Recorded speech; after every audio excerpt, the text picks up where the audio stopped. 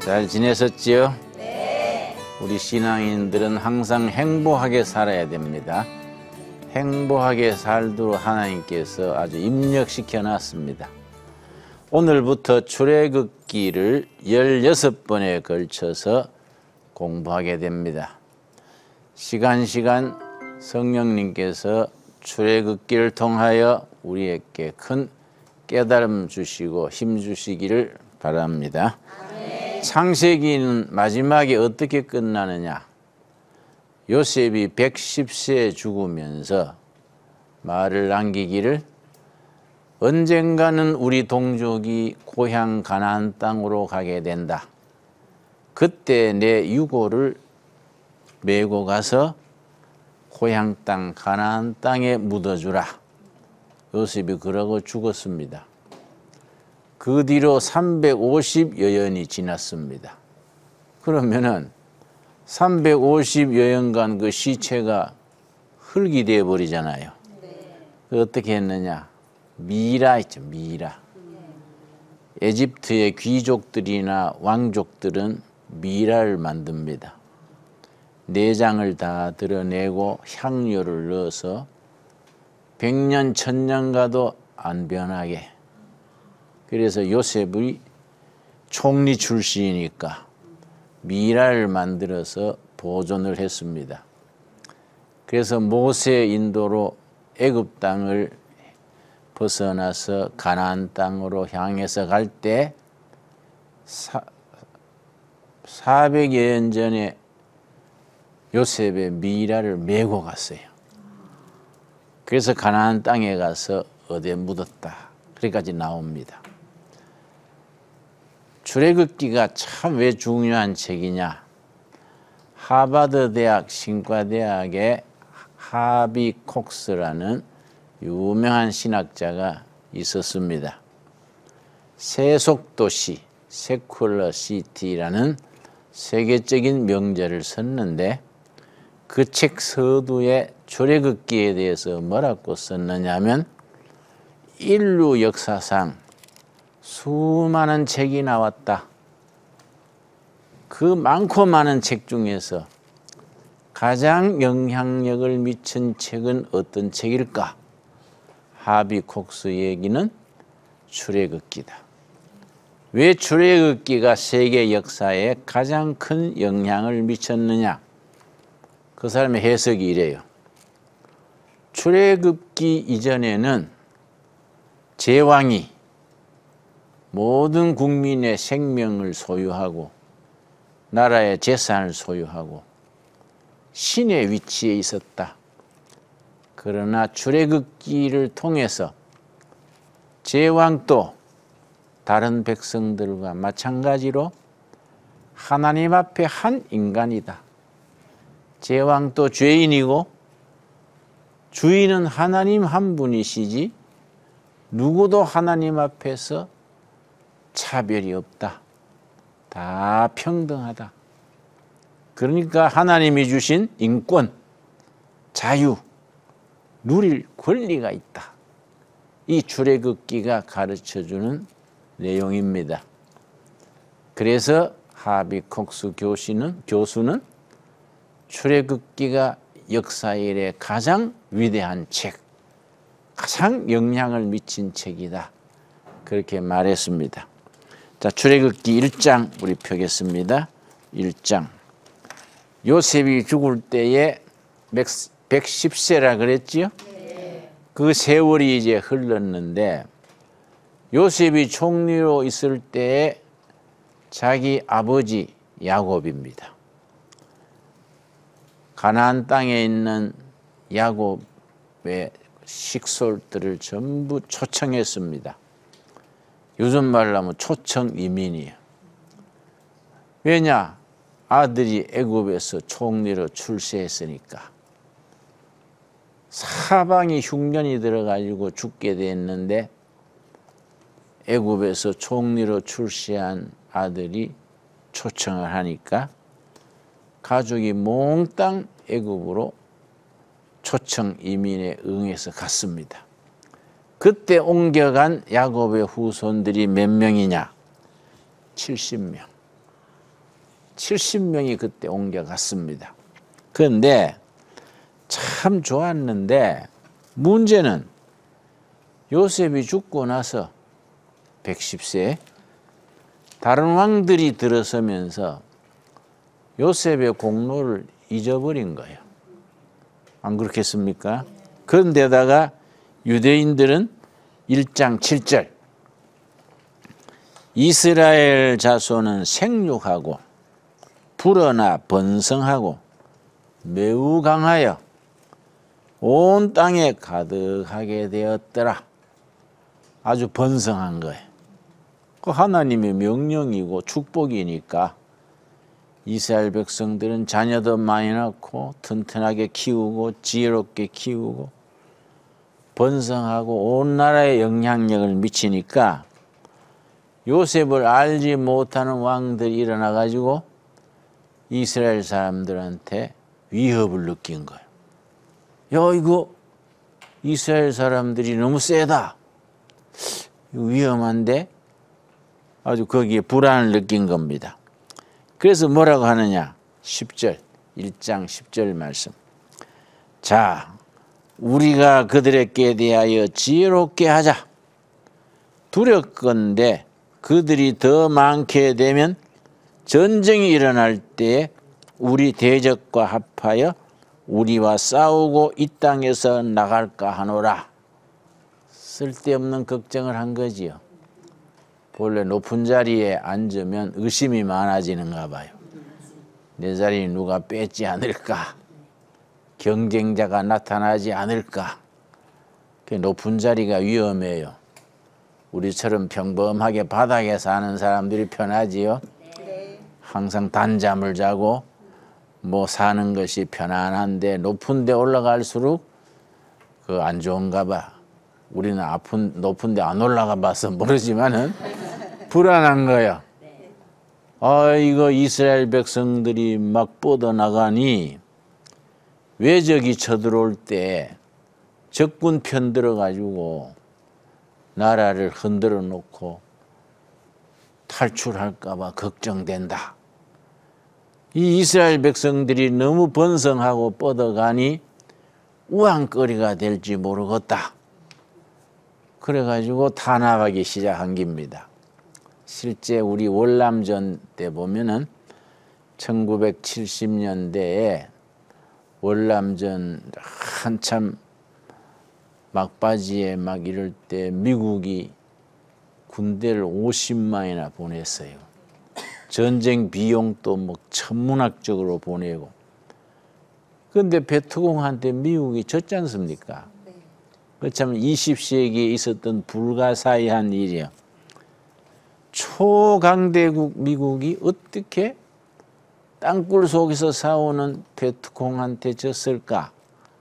아주 미스테리지요. 그런데 월남 수도 4.20 한복판에 촐롱가라는 빈민촌이 있었어요.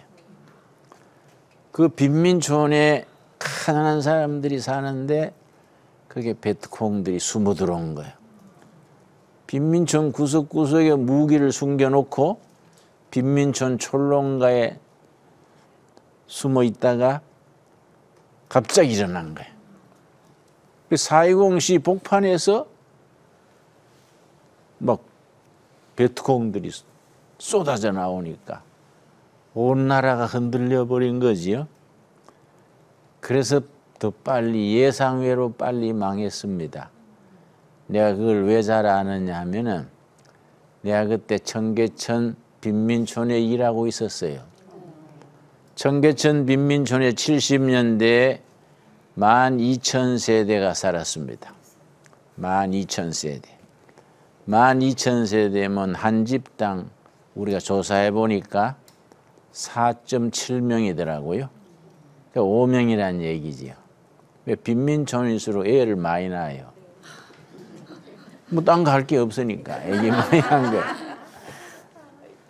한 집에 5식구 12,000세대면 6만 명이에요.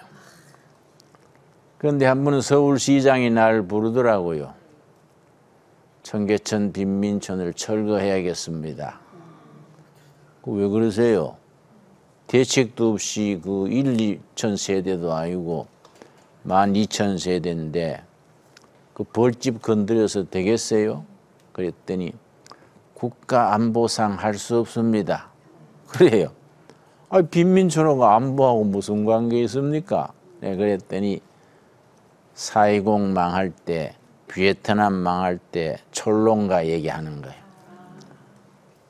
4.20이 멸망하는 날, 베트남이 마지막 망하는 날 철론가에서 베트콩이 쏟아져 나와서 빨리 망했다는 거예요.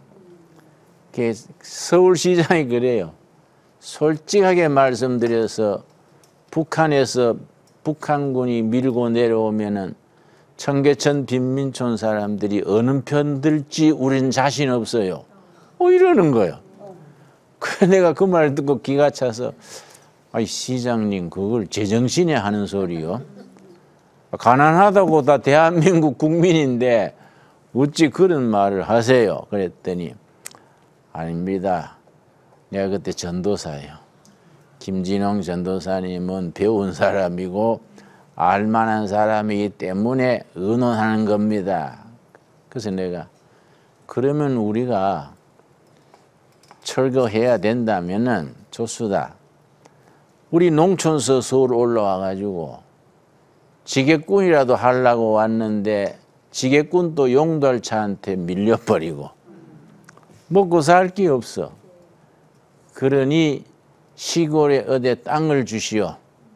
우리 단체로 내려가서 농사 짓고 살고 수다. 그랬더니 그럴 만한 땅이 있을까요? 내가 들으니까 비무장지대, 남한과 북한 사이에 농사 안 짓는 땅이 있잖아요.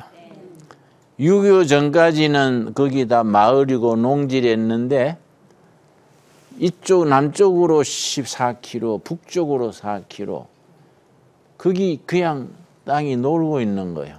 그걸 비무장지대라 그래요. 그 놀고 있는 땅 우리한테 보내주시오.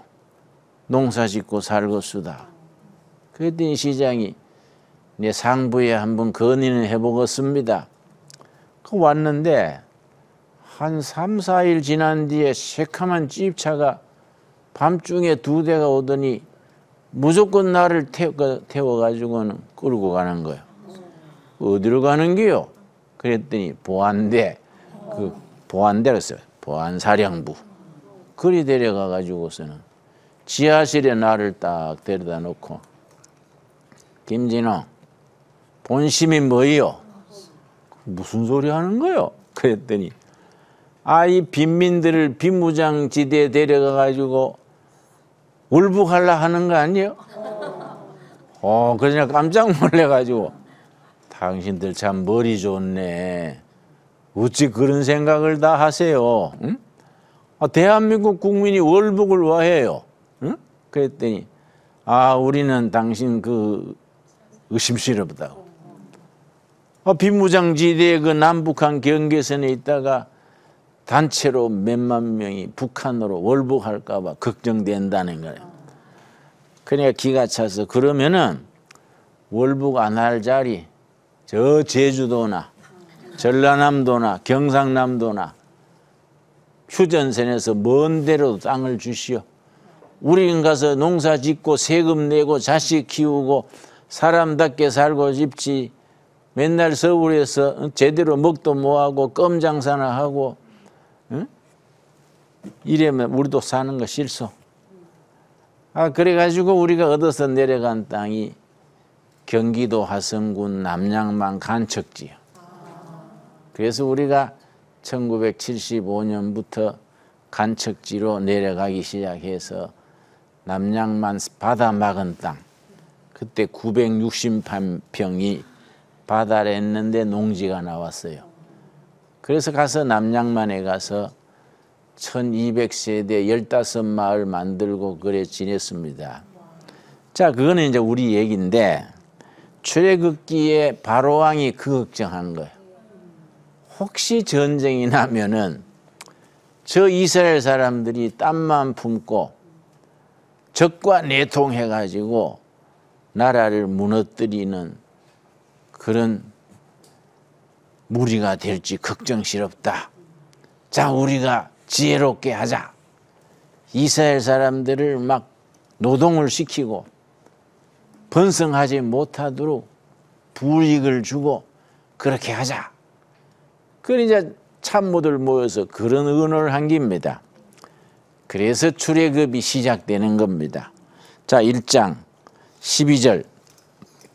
그래서 이제 강제 노동시키고 성 만들고 미라 만들고 왕궁 짓는데 막 노동 동원하고 이스라엘 사람들을 막 가혹하게 다루는 겁니다. 그런데 이스라엘 사람들이 기가 죽겠습니까? 12절 말씀, 1장 12절. 그러나 학대를 받을수록 더욱 번성하여 퍼져나가니 애굽 사람이 이스라엘 자손으로 말미암아 근심하여. 참 이스라엘 사람들은 짠디와 같아. 밟을수록 솟아나는 거예요. 학대받을수록 더 번성하는 겁니다. 이걸 팽이신앙 그래요. 팽이신앙 혹은 팽이근성. 팽이는 팽이채로 후려치면 쌩쌩 더 돌아가지요. 팽이채로 안 치고 놔두면 그냥 주저앉아 버려요. 고난의 팽이채로 자꾸 때리면 때릴수록 팽이는 더 쌩쌩 돌아가지요. 그래서 그걸 팽이신앙 그래요. 이스라엘 백성들은 그런 근성이 있는 거예요. 고난받고 학대받을수록 더 활발하게 자식도 더 놓고 일도 더 열심히 하고 더 번져나가는 거예요. 그래서 큰 걱정거리가 돼서 자 14절 말씀. 어려운 노동으로 그들의 생활을 괴롭게 하니 곧 흙 이기기와 벽돌 굽기와 농사의 여러 가지 일이라. 그 시키는 일이 모두 엄하였더라. 그런데 그래도 안 되니까 바로왕이 아주 나쁜 수를 쓰는 겁니다.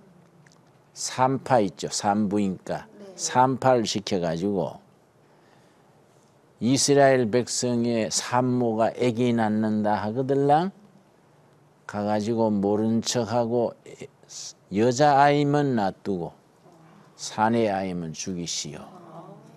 이 지시를 내린 거예요. 산모, 그 산파가 그래 할 수 없잖아요. 산파들이 지혜롭게 했어요.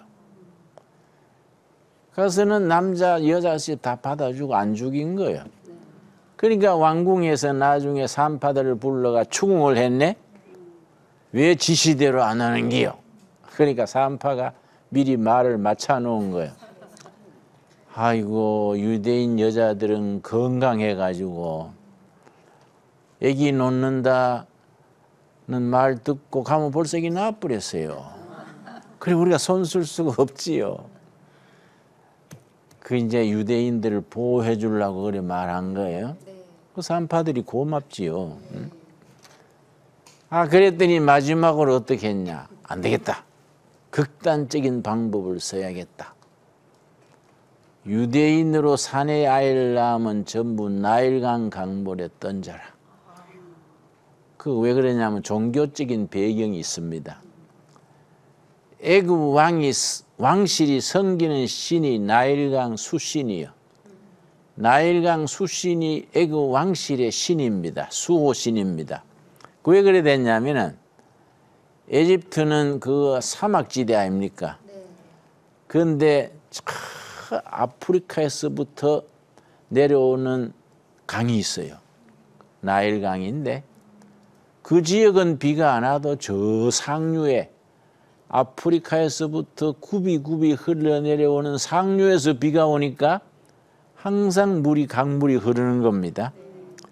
근데 1년에 2번씩 나일강 강물이 범람을 해요. 강물이 넘치는 겁니다. 넘쳐가지고서는 그 강 옆에 있는 들에 위에서부터 내려오는 그 좋은 거름기 있는 물이 들을 확 적시는 거예요. 그러고 이제 홍수가 끝나고 나면은 땅이 사람이 거름된 것처럼 아주 농사가 잘 되는 거예요. 그러니까 애굽이라는 나라가 나일강 수신 덕에 산다고 생각하는 거예요. 그러니까 나일강 수신을 섬기게 된 거지요. 그 나라 자체가 나일강 강물로 살아가니까 나일강 수신이 왕실이 섬기는 신이라. 그런데 애굽의 모든 백성들이 왕실에 섬기는 수신을 섬기는데 그 신을 섬기지 않고 다른 신을 섬기는 백성이 있어요. 누구겠습니까? 이스라엘 사람들이요. 그 사람들만 여호와 하나님 섬기는 거예요. 그러니까 괘씸죄지. 그래서 왕실의 신을 안 섬기고 자기들의 여호와 하나님을 따로 섬기는 그 이스라엘 백성들의 사내 아이들은 전부 나일강 수신에게 바쳐라. 이해가지요? 네. 일종의 신에게 바치는 곡물이요. 바쳐라. 그렇게 된 겁니다. 참 못할 짓을 한 거이지요. 자, 그랬는데 백성들이 얼마나 그 이스라엘 백성들이 고통이 심했겠습니까? 그래서 하나님 앞에 부르짖은 겁니다. 하나님, 언제까지 우리를 이렇게 외면하십니까? 부르짖었는데 하나님께서 응답하신 거예요. 응답이 사람이야. 그 사람이 누구겠습니까? 모세라는 사람이야. 모세. 그때나 지금이나 기도의 응답은 사람입니다. 우리 어머니가 7년 전에 하늘나라 가셨는데 우리 어머니가 내가 6살 때 혼자 되셔가지고 아버지 남긴 유산이 재봉틀 한 대밖에 없었어요. 그걸 미싱인 거죠, 미싱. 그러니까 이제 삭바느질해서 사시는데 우리가 항상 어머니 일 밤중까지 일하시고 새벽에 일하시고 우리가 어릴 때 잠들 때 그 미싱 돌아가는 소리가 딸가닥 딸가닥 그래요. 어머니가 미싱 밟는 딸가닥 딸가닥 들으면서 잠들고 그 소리 들으면서 잠 깨고 그랬어요. 근데 어머니가 그래 고생해서 사남매를 전부 대학까지 시켰어요. 그래 나중에 우리가 좀 먹고 살 만큼 되고 자리 잡은 뒤에 어머니가 날 보고 그래요. 야야, 네가 내 기도 응답이다. 네가 내 기도 응답이다. 내가 평생 고생해서 네 키운 보람이 있다. 기도 응답은 사람이다. 어머니의 기도 응답은 아들이고 딸이고, 응? 백성들의 기도 응답은 훌륭한 대통령이고 훌륭한 지도자다. 여러분 가정에도 기도 응답으로 좋은 자녀, 좋은 후손들이 태어날 수 있게 되기를 바랍니다. 자, 그런데 어떻게 응답하셨느냐? 2장 1절, 출애굽기 2장 1절. 레위 가족 중 한 사람이 가서 레위 여자에게 장가들어 처녀 총각 결혼한 이야기입니다. 이 처녀 총각이 누구의 아버지 어머니 되겠습니까? 모세를 낳은 엄마 아버지가 되는 겁니다. 참 하나님은요 너무 완행열차요. 백성들은 막 400년이 되도록 그렇게 고통하고 부르짖는데 있는 사람 중에 똑똑한 사람 뽑아가지고 네가 모세다, 내가 너를 보낸다 하면 좋을 텐데 백성들은 지금 뭐 하늘을 향해 부르짖는데 모세를 낳을 처녀 총각 결혼식부터 하는 거예요. 언제 애기서가 언제 키워가지고 언제 합니까? 하나님은 너무 천천히 해요. 그래 그걸 영어 속담에는 God takes time 그래요. 하나님은 take time, 시간이 걸린다. 한국 사람들은 급하잖아요. 네.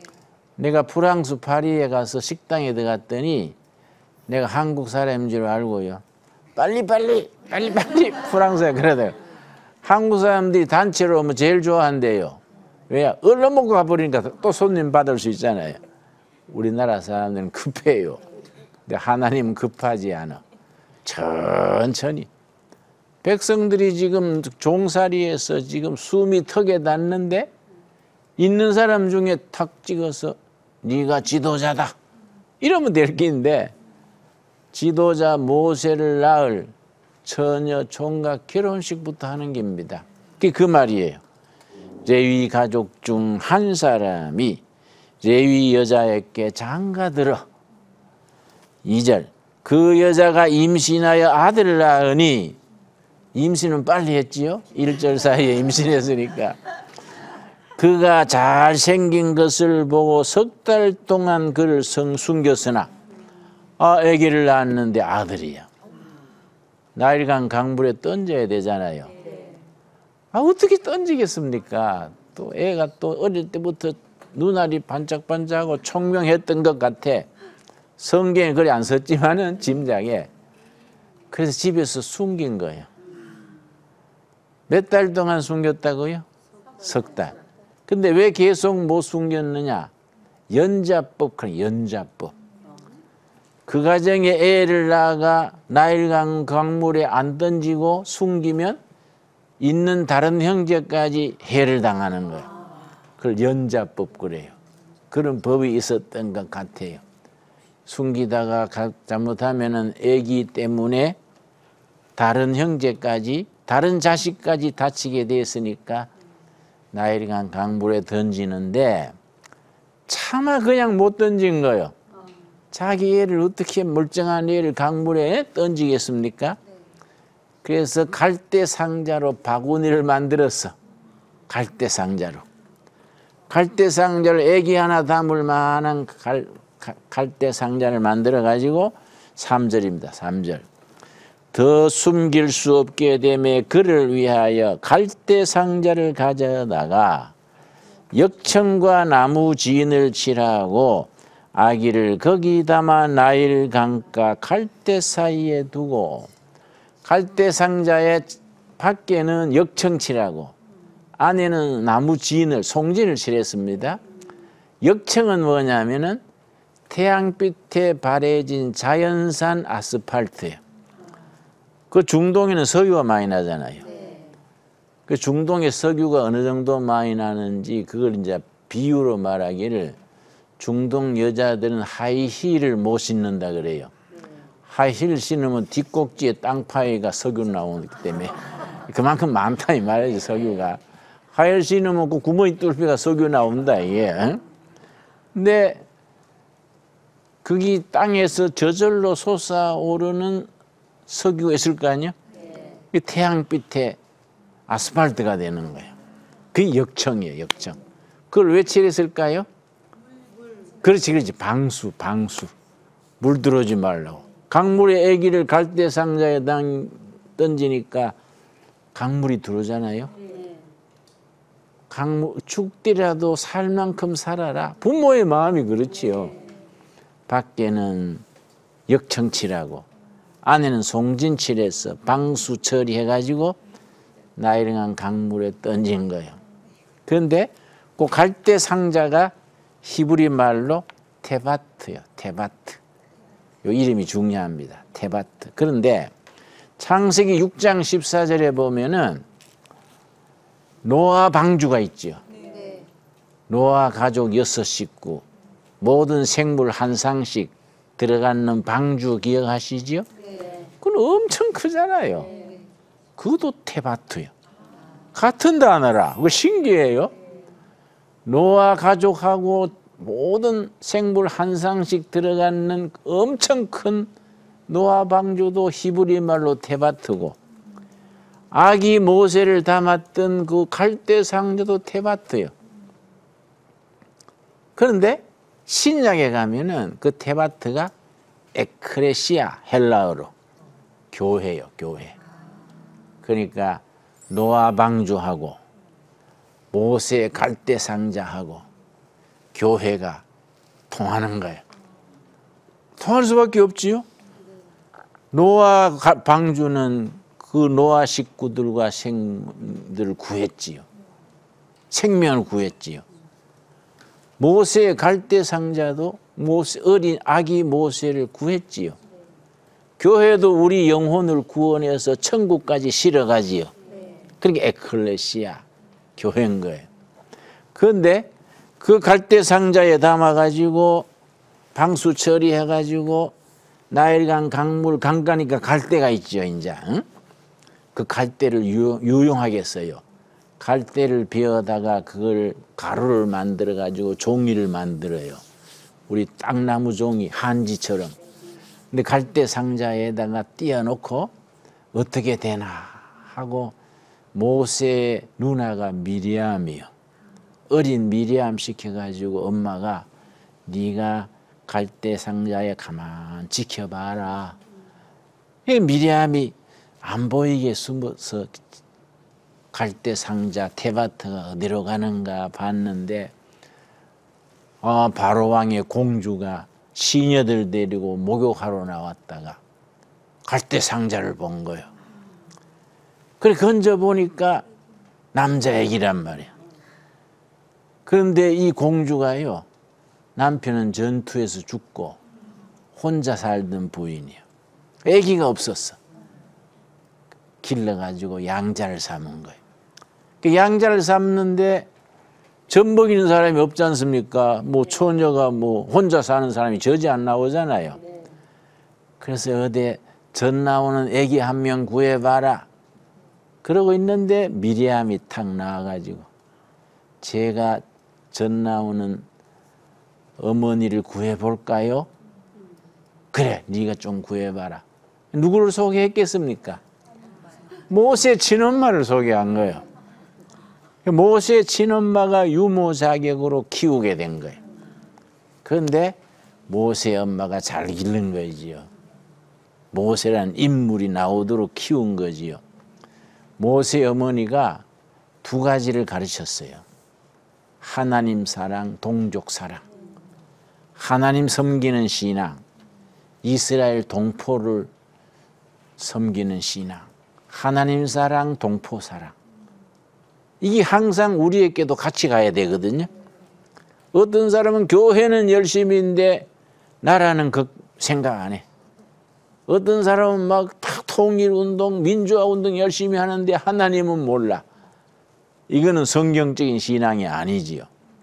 모세 어머니가 자기 친아들을 유모 자격으로 키우면서 가르치는 거예요. 하나님 섬기는 길, 동포 섬기는 길.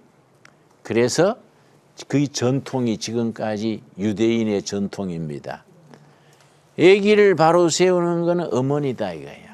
그래서 내가 한 20년 전에 이스라엘에 방문해서 키부츠를 갔거든요.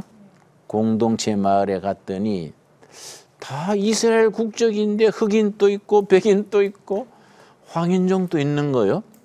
우리나라 같으면 한국인 가면 다 얼굴이 비슷하잖아요. 근데 뭐 흑인도 있고 백인도 있고 막 잡족이 섞여서 그러니까 웬일인가 물었더니 모세 어머니 때부터 아기를 키우는 건 어머니다. 그래서 외국에 나가가지고 사는 유대인을 디아스포라 그래요. 해외 이민 유대인이지. 디아스포라 중에서 어머니가 유대인이고 아버지가 흑인이나 백인이면 그 사람은 유대인이요. 어머니가 외국 사람이고 아버지가 유대인이면 유대인 아니요. 왜냐? 아기를 키우는 그 사람이 엄마다 이야. 그러니까 어머니 중심이. 어머니가 아기를 키우기 때문에 유대인 엄마는 유대 정신으로 키운다. 두 가지를 주입시킨다. 하나님 사랑, 동포 사랑. 그런데 아버지가 외국인이 엄마가 외국인이고 아버지가 유대인이면 그 엄마가 자기 나라 풍속대로 가르치잖아요. 그 사람 유대인이 아니에요. 그러니까 아버지는 다른 나라 사람이라도 엄마가 유대인이니까 흑인도 나오고 백인도 나오고. 우리나라하고는 다르지요? 우리나라는 종자 찾잖아요. 종자가 지금 한국인이라야 되잖아요. 그래 그 상당히 그 마음에 닿더라고요. 엄마를 그렇게 중요시하는 거예요. 응? 그런데 유대인 엄마들 것들이 그 역할이 그만큼 지금까지 중요한 겁니다. 자, 그래서 유모가 자라고 아기를 키운 뒤에 2장 10절 그 아기가 자라매 바로의 딸에게로 데려가니 그가 그의 아들이 되니라. 그가 그의 이름을 모세라 하여 이르되 이는 내가 그를 물에서 건져냈음이라. 아들 이름을 모세라고 했어. 모세. 왜 모세냐? 이집트 말로 모는 물이요. 우세스는 건지다. 물에서 건진 아들. 그 모세요. 그러니까 모세는 한 사람만 있는 게 아니에요. 그걸 고유명사가 아니라 보통명사라 그럽니다. 우리도 모세다 이게. 모세는 나일강 강물에서 건진받았지요. 우리는 죄와 죽음에서 건진받아 구원받았어. 나도 건진받은 거요. 여러분도 건진받은 거요. 젊은 날에 갈등하고 고민하고 방황하던 데서 예수님 만나가지고 구원받았잖아요. 그러니까 모세지. 나는 김모세, 박모세, 이모세. 모세는 여러 사람이다. 모는 물, 우세스는 건지다. 물에서 건진 아들. 그래서 모세는 한 사람이 아니다. 영적으로 비유로 말하는 겁니다. 그래서 모세라는 이름이 났습니다. 모세가 바로왕의 공주가 돼가지고 공주의 양자가 돼가지고 궁궐에서 40세까지 교육받았습니다. 요즘 고고학이 발전해가지고 모세 시대의 그 자료들을 다 찾아내가지고 그걸 전부 학자들이요. 그때 말로 된 양피지 또 갈대 잎풀과 종이 만드는 그런 걸 다 조사했더니 모세 시대의 바로왕이 아들이 없었어요. 그래서 바로왕이 죽으면 왕위에 오를 수 있는 후보 중에 모세가 있었어. 모세가 공주의 양자로서 잘 자리 지켰으면 바로왕의 자리에 들어갈 수도 있었단 말이에요. 그래서 히브리서 11장 믿음장에서 말하기를 바로왕의 공주의 아들로서 그 자리를 다 떨치고 자기 동족을 위해서 험한 길을 택했다. 그런 말이 히브리서 11장에 나오지요. 모세가 그걸 아는 거예요. 그 자리 잘 지키면 왕도 될 수 있다는 걸 알았지만은 어머니한테 배운 교육이 하나님 사랑, 동포 사랑이지요. 40가지 왕궁에서 최고 경영자 코스, 지도자 코스를 무술과 학식과 나라 다스리는 거 다 배웠는데 그때 40살이에요. 40세 한 분은 자기 동족이 일하는 람셋 거기에서 이제 검축하고 뭐 미라 짓고 하는 거기에 가서 이제 한번 시찰을 한 거예요. 그랬더니 자기 동족 노동자를 바로왕의 노동감독관이 뭘 잘못했는지 회초리를 막 후려치는 거예요.